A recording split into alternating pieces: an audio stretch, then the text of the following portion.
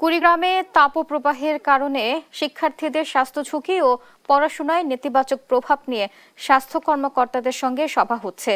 এ বিষয়ে বিস্তারিত জানাতে সরাসরি যুক্ত হচ্ছেন সহকর্মী জুয়েল রানা। জুয়েল, শিক্ষার্থীদের স্বাস্থ্য ঝুঁকি ও পড়াশোনায় নেতিবাচক প্রভাব নিয়ে স্বাস্থ্য কর্মকর্তারা কি বলছেন, কি তথ্য আছে আপনার কাছে জানাবেন। বুবলি, আপনি জানেন যে জলবায়ু পরিবর্তনের ফলে কিন্তু তাপ প্রবাহ সেটি কিন্তু আসলে বৃদ্ধি পেয়েছে, যার ফলে কিন্তু শিশু শিক্ষার্থী যারা রয়েছে এবং তাদের মাঝে স্বাস্থ্য এবং শিক্ষার উপর যে প্রভাব পড়েছে, যার ফলে কিন্তু এই গরম থেকে উত্তোলনের ফলে আসলে আলোচনা হচ্ছে। কুড়িগ্রাম টাউন হল মার্কেটের একটি হল রুমে আসলে এটি নিয়ে আলোচনা করছে ব্র্যাকের যে শিক্ষা কর্মসূচি।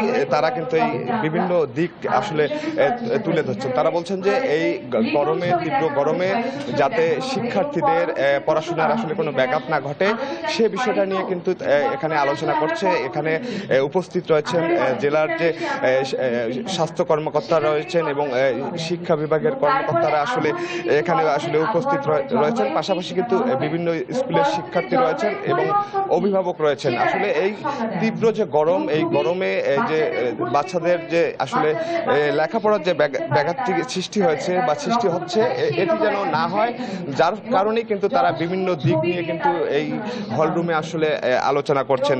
আমার সঙ্গে এই মুহূর্তে একজন রয়েছেন, ব্র্যাকের একজন কর্মকর্তা রয়েছেন। আমরা একটু জানতে চাই যে আপনাদের এই যে সভাটি করছেন, এই সভায় আসলে কি বার্তা দিচ্ছেন বা কিভাবে এটা আসলে এই গরম থেকে বাঁচানো সম্ভব শিশু শিক্ষার্থীদের।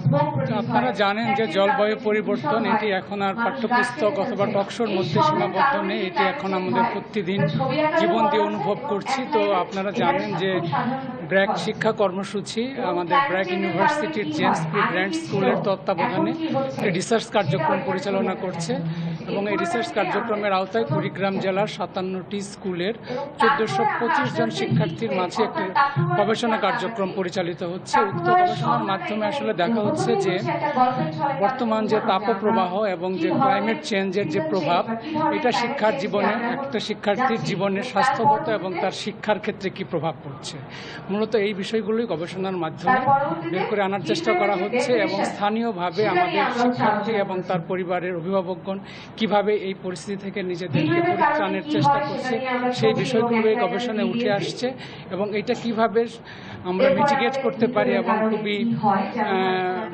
কমিউনিটি লেভেলে আমরা কিভাবে সহজে এই দুর্যোগ মোকাবেলা করতে পারি, সেই বিষয়গুলোর জন্য আলোচনার জন্যই আমরা আজকে বসেছি। মূলত এখানে কুড়িগ্রাম জেলার সিভিল সার্জন, জেলা প্রাথমিক শিক্ষা কর্মকর্তা, উপজেলা শিক্ষা প্রাথমিক কর্মকর্তা এবং 4টা উপজেলা থেকে আগত উপজেলার স্বাস্থ্য বিভাগের কর্মকর্তাগণ উপস্থিত রয়েছেন। তাদের মতামত আমরা শুনছি এবং আমরা রিসার্চ কার্যক্রমে এই মতামতগুলোকে সম্পৃক্ত করে ভবিষ্যতে ব্র্যাকের শিক্ষা কার্যক্রম সহ সরকারের সাথেও আমরা অ্যাডভোকেসি করব, যাতে সরকারের স্কুলগুলোতেও কস্ট এফেক্টিভ ওয়েতে কীভাবে এই দুর্যোগকে মোকাবেলা করা যায়।